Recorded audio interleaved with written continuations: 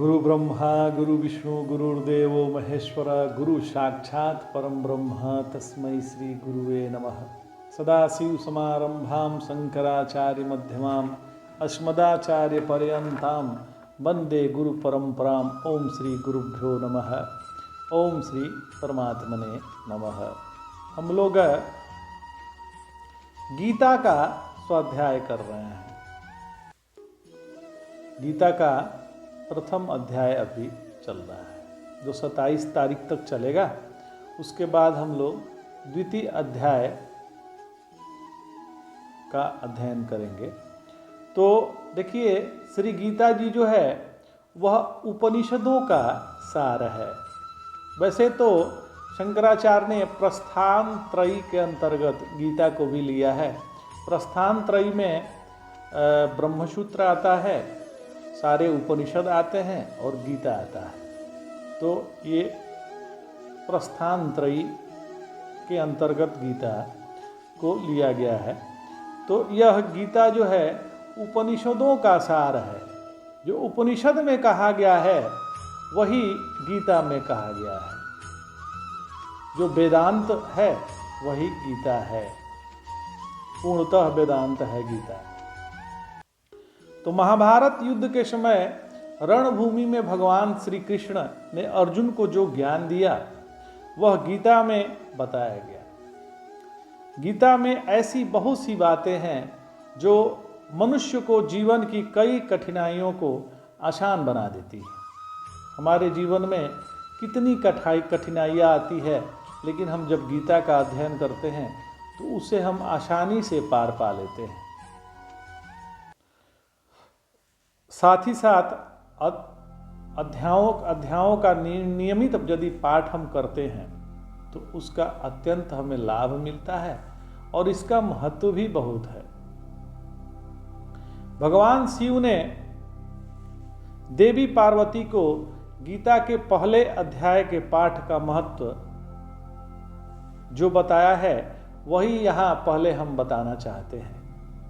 माता पार्वती को शिव जी ने गीता के प्रथम अध्याय का महत्व बतलाया था कि इसके पाठ करने से हमको क्या लाभ मिलेगा।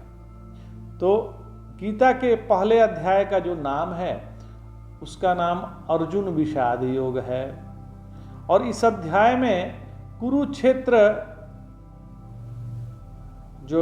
कुरुक्षेत्र में मैदान में उपस्थित बंधु और संबंधियों को सामने देखकर अर्जुन के जो मन में विषाद उत्पन्न हुआ और मन स्थिति जो बिगड़ गई उसका वर्णन किया गया है, जिसे संजय धृतराष्ट्र को बतलाते हैं। एक समय पार्वती जी ने पूछा, अब कथा बताते हैं कि पार्वती जी से महादेव ने क्या कहा था। तो एक समय पार्वती जी ने महादेव जी से पूछा कि किस ज्ञान के बल पर संसार के सब लोग आपको शिव कहकर पूजते हैं। ऐसा कौन सा ज्ञान है जिससे आपको लोग शिव कहते हैं। मृगछाला ओढ़े और अपने सभी अंगों में शमशान की विभूति आप लगाते हैं, गले में सर्प पहनते हैं, नर मुंडों का आपने हार धारण किया हुआ है, माला पहना हुआ है। इनमें तो कोई भी पवित्र चीज नहीं है, आप अपवित्र को ही पहने हुए हैं। फिर भी आप किस ज्ञान से पवित्र माने जाते हैं, आप पवित्रों में श्रेष्ठ माने जाते हैं। ऐसा कौन सा ज्ञान है। तो महादेव ने उत्तर दिया कि हे प्रिय सुनो, मैं गीता ज्ञान को अपने हृदय में धारण करने से पवित्र माना जाता हूं। जो गीता का ज्ञान है वो मेरे हृदय में निवास करता है, मैंने उसको धारण किया हुआ है, इसीलिए मैं पवित्र हूँ और इस ज्ञान से मुझे बाहर के कर्म नहीं व्यापते। तब पार्वती जी ने कहा कि हे भगवान, जिस गीता ज्ञान की आप ऐसी स्तुति करते हैं उसके श्रवण करने से कोई कृतार्थ भी हुआ है। तो महादेव ने उत्तर देते हुए कहा कि इस ज्ञान को सुनकर बहुत से जीव कृतार्थ हुए हैं, कृत हुए हैं और आगे भी होंगे। मैं तुम्हें एक सत्य पुरातन कथा सुनाता हूं, तुम ध्यान पूर्वक श्रवण करो। तो एक समय की बात है, पाताल लोक में शेषनाग की सैया पर भगवान विष्णु लेटे हुए थे, आंख मूंद कर लेटे हुए थे और आनंद में मग्न थे।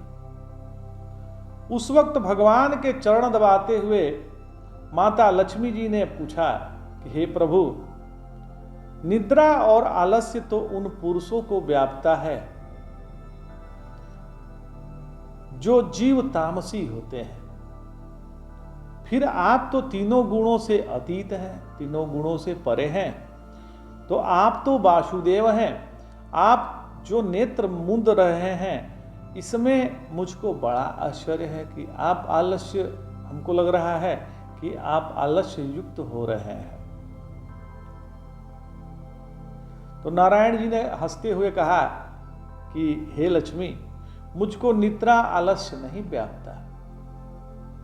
एक शब्द रूप जो भगवत गीता है, उसमें जो ज्ञान है उसके आकार रूप है। यह गीता शब्द रूप अवतार है और इस गीता में यह अंग है। यह जो मेरा अंग है वो गीता में है। 5 अध्याय मेरे मुख हैं, 10 अध्याय मेरी भुजा हैं, 16वां अध्याय मेरा हृदय और मन मेरा उदर है, और 17वां जो अध्याय है मेरी जंघा है, और 18वां अध्याय जो है वो मेरी चरण है, मेरा चरण है। इसलिए हे लक्ष्मी जी, गीता श्लोक ही मेरी नाड़ियां हैं और जो गीता के अक्षर हैं वो मेरा रोम है।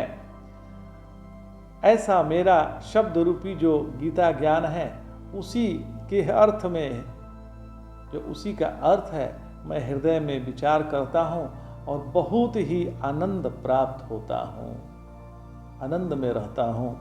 लक्ष्मी जी बोली कि हे नारायण जी, जब श्री गीता जी का इतना ज्ञान है तो उसको सुनकर कोई जीव कृतार्थ भी हुआ है क्या, कृतकृत्य हुआ है क्या?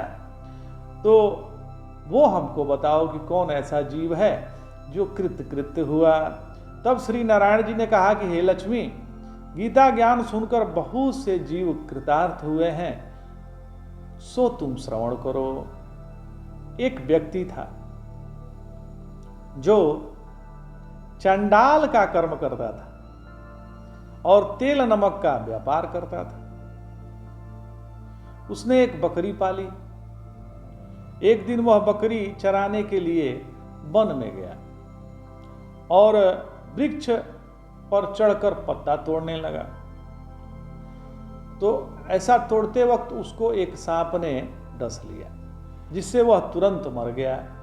अच्छा, मरने के बाद उसने बहुत से नरक भोगे। फिर उसका जन्म बैल के रूप में हुआ, वह बैल के रूप में उत्पन्न हुआ। उस बैल को एक भिक्षुक ने खरीद लिया, मोल लिया। वह भिक्षुक उस पर चढ़कर सारे दिन भिक्षा मांगता फिरता था, सारे दिन उसको लेकर भिक्षा मांगता था, और जो कुछ भिक्षा मांग लेता था वह उसे अपने परिवार के साथ मिलकर खाता था। लेकिन बैल को कुछ खाने के लिए नहीं देता था, बैल खाली पेट ही रह जाता था। फिर सुबह होते उस बैल पर चढ़कर फिर भिक्षा मांगने निकल जाता था। न बैल को खाने का पूछता था, न पानी पीने को वो करता था, न उसको पानी पीने का मिलता था। तो जब बहुत दिन हो गए, 10-15 दिन हो गए, तो भाई अब निराहार कितना दिन बैल रहे, तो बैल गिर गया। बैल वहीं पर अचानक गिर गया और गिरा, लेकिन उसका प्राण नहीं निकला। नगर के लोगों ने देखा कि अच्छा, वो जब बैल गिरा तो वो जो बैल वाला था, जो भिक्षा मांगने वाला था, वो भिखारी भाग गया, उसको वैसे ही छोड़ दिया। तो बहुत लोग देखे कि बैल गिर के छटपटा रहा है लेकिन प्राण नहीं निकल रहे हैं, तो लोग कहे कि भाई किसका प्राण कैसे निकले। बहुत भीड़ लगी, तो लेकिन प्राण उसका छूट नहीं रहा था। कितने लोग जल पिलाए, कितने लोग औषधियाँ दी लेकिन कोई असर नहीं। तो एक दिन उसी रास्ते से गणिका आई। उसने पूछा, लोगों से पूछा कि यह कैसी भीड़ है। तो उन्होंने कहा कि उसके प्राण नहीं निकलते, अनेक पुण्यों का फल दे रहे हैं तो भी इसकी मुक्ति नहीं हो रही है। अच्छा, उसमें कई लोग अपने पुण्यों का फल भी दिए लेकिन मुक्ति नहीं हुई। तब गणिका ने कहा कि मैंने जो कर्म किया उसका फल मैंने इस बैल को दे दिया। मैंने जो सत्कर्म किए हैं उसका फल मैं इस बैल को दे रही हूं, ये निश्चित मुक्त हो जाएगा। उसने जैसे कहा वह बैल की मुक्ति हो गई। तब बैल ने एक ब्राह्मण के घर में जन्म लिया। पिता ने उनका नाम सुशर्मा रखा। उसके पिता ने उसे पढ़ाया लिखाया। उसको अपने पिछले जन्म का ज्ञान था। उस बच्चे को जो सुशर्मा नाम से था, उसको पिछले जन्म का हर चीज ज्ञात था। उसने एक दिन मन में विचार किया कि जिस गणिका ने मुझे बैल की योनि से छुड़ाकर ऐसी योनि में, मनुष्य की योनि में पहुंचा दिया, उसका दर्शन करूं। तो वह विप्र चलते चलते गणिका के घर गया और कहा कि आप मुझे पहचानती हैं? तो गणिका ने कहा कि मैं तो नहीं जानती कि तुम कौन हो। तब उसने कहा कि मैं वही बैल हूं जिसको आपने अपना पुण्य दिए थे। तब मैं बैल की योनि से छूट पड़ा था। अब मैं विप्र के घर जन्म लिया हूं, आप अपना पुण्य बताइए। गणिका ने कहा कि मैं अपने जाने क्या पुण्य किया है ये तो मैं नहीं जानता, परंतु मेरे एक घर तोता रहता है, वह रोज सवेरे कुछ पढ़ता है, मैं उसका वाक्य सुनती हूं, उस पुण्य का फल मैं तुम्हें दिया है। तब विप्र ने तोते से पूछा कि तू सवेरे क्या पढ़ता है? तो तोते ने कहा कि मैं पिछले जन्म में विप्र का पुत्र था और मेरा पिता ने मुझे गीता के पहले अध्याय का पाठ सुनाया करते थे। एक दिन मैंने गुरु से कहा, मुझको आपने क्या पढ़ाया? तब गुरुजी ने मुझे शाप दिया कि तू तोता बन जा। इसके बाद मैं तोता बन गया। एक दिन बहेलिया ने मुझे पकड़ लिया और एक विप्र ने मुझे मोल लिया। वह विप्र भी अपने पुत्र को गीता का पाठ सिखाता था। तब मैंने भी यह पाठ सीख लिया। उसी दिन से विप्र के घर में चोर घुस गए।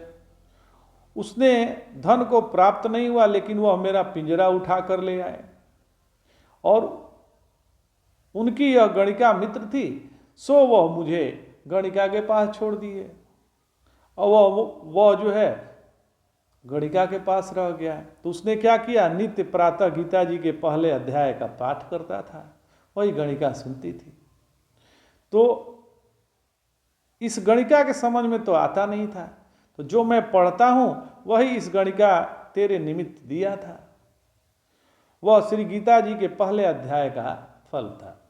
तब विप्र ने कहा कि हे तोते, तू भी विप्र है और मेरे आशीर्वाद से तेरा कल्याण हो। सो हे लक्ष्मी, विप्र के इतना कहते ही वह तोता भी मुक्त हो गया। तब गणिका ने बुरे कर्म छोड़ भले कर्म ग्रहण किए और नित्य स्नान करके गीता जी के प्रथम अध्याय का पाठ करना शुरू कर दिया। फिर वह धीरे धीरे कुछ दिनों पश्चात वो भी मुक्त हो गई। तो ये प्रथम अध्याय के पाठ करने का फल है। जो प्रथम अध्याय का नित्य पाठ करता है गीता जी का, वह तो निश्चित ही मुक्ति को प्राप्त होता है। तो इसलिए हम लोग अभी प्रथम अध्याय का स्वाध्याय चल रहा था, तो उसी लिए हमने सुनाया कि प्रथम अध्याय के पाठ से क्या होता है। तो ये शिव जी ने पार्वती जी को बतलाया कि देखो पार्वती, प्रथम अध्याय के पाठ से ही जीव को मुक्ति हो सकती है, तो बाकी सब अध्याय का पाठ करे तो कितना आनंद है। हम लोग 27वां श्लोक तक गए थे और आज 28वां श्लोक लेते हैं। आज 28, 29, 30 लेंगे क्योंकि समय ज़्यादा हो गया। अर्जुन उवाच कृपया परयाविष्टो विषिदन्नेदम् अब्रवीत दृष्टवेमं स्वजनमं कृष्ण युत्सम समुपस्थितम।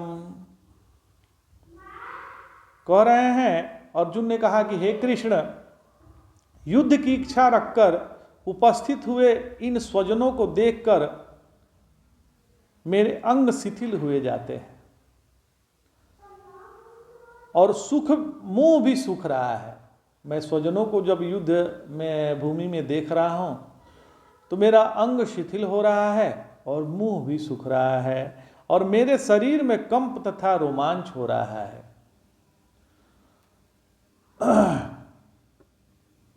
जब अर्जुन ने युद्ध स्थल पे अपनों को देखा, दोनों तरफ कौरव की सेनाओं में भी अपने ही थे, पांडवों की सेनाओं में भी अपने ही थे, तो उन्होंने कहा कि अपनों को मारकर हम राजा बनकर क्या करेंगे। तो मोह उत्पन्न हो गया, इससे उसका शरीर शिथिल होने लगा।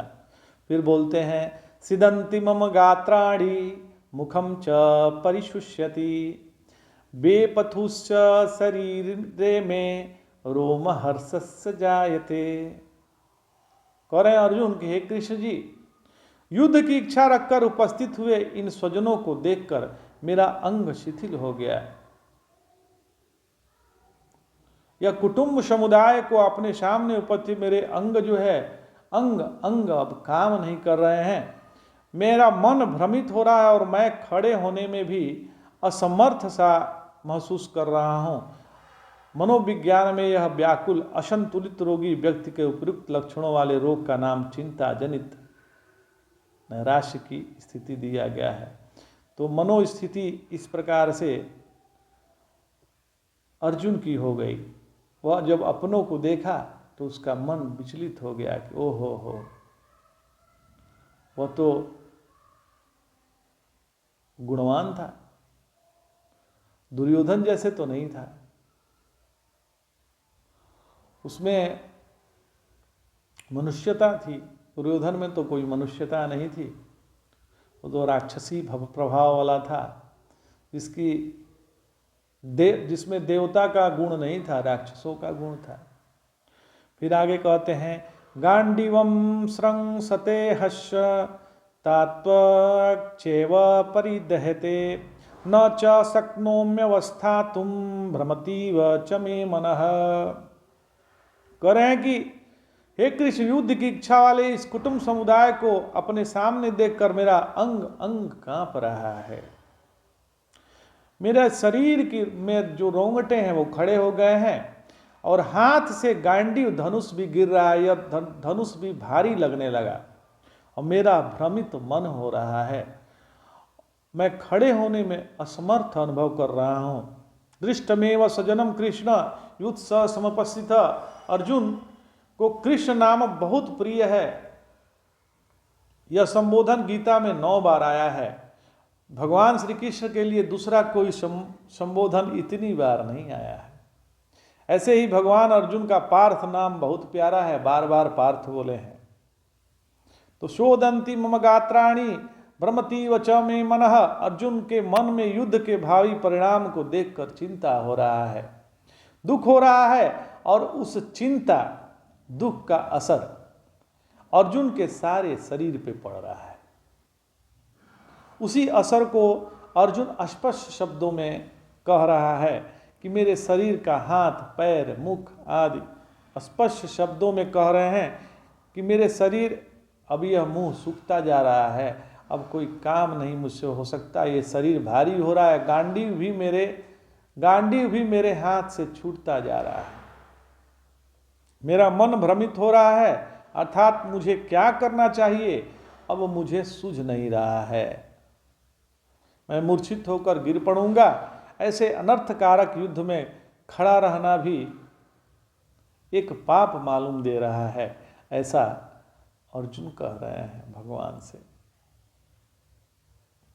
सही बात है, स्वयं किससे युद्ध कर रहे हैं, तो अपने भाइयों से ही युद्ध कर रहे हैं। कौरव भी तो भाई ही थे,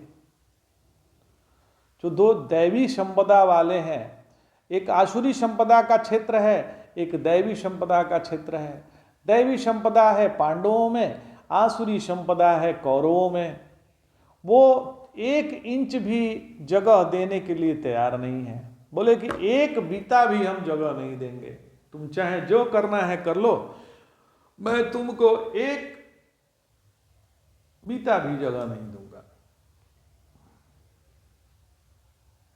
चाहे युद्ध करना पड़े, चाहे जो करना पड़े, हम तुमको देने वाले नहीं हैं। आसुरी संपदा वाले हैं, वो कैसे देंगे? और जो दैवी संपदा वाले हैं वो कह रहे हैं कि भैया हमको 5 ही गांव दे दो, हमको इतना राज लेके क्या करेंगे।